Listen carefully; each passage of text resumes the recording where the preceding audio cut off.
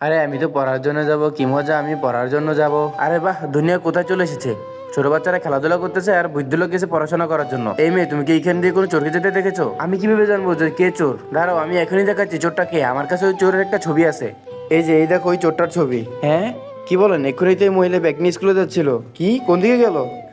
আরে কি হয়েছে? আমাদের ঘরে পুলিশ কেন এসেছে? আর ওই যে দাদি আছে না, উনি মনে হয় কিছু একটা চুরি করে পালিয়েছে, তাই ওকে পুলিশ খুঁজতেছে। আরে দাদিকে নিয়ে তো পারা যাচ্ছে না, ওনার এই বয়সে চুরি করার কি দরকার আছে? দাঁড়া, তোকে আমি মজা দেখাচ্ছি, দাঁড়া। আচ্ছা ঠিক আছে, বাদ দাও, কাজ বন্ধ করে দাঁড়িয়েছে কেন? চলো তুমি কাজ করো। এই মেয়ে, তুমি কি আমাকে মিথ্যা কথা বলে নাকি? আমি তো স্কুলে কাউকে দেখতে পেলাম না। আরে ম্যাডাম, আমি তো দেখেছি, এই কারণেই তো বললাম ওই ব্যাগ নিয়ে স্কুলের দিকে যাচ্ছিল।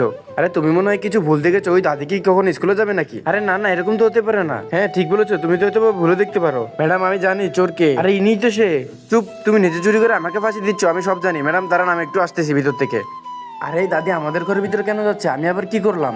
এই দেখেন ম্যাডাম, ওদের বাসার ভিতরে আমি এই ব্যাগটা পেয়েছি, এটা খুলেন, তাহলে আপনার কাছে সবকিছু জলের মতো পরিষ্কার হয়ে যাবে। ঠিক আছে, এইদিকে তো আমি চেক করে দেখি। আরে সব স্বর্ণ তো এই জায়গায় এই ব্যাগের ভিতরে আছে। ম্যাডাম, এই মেয়েটা চুরি করেছে আর ও চুরি করে আমাকে ফাঁসি দিচ্ছে। আরে না না, আমি চুরি করিনি। চুপ, এতক্ষণ পুলিশের সাথে মিথ্যা কথা বলতেছিলি, চল থানায়। বাপ রে বাপ, অনেক কষ্টে বেঁচে গেছি।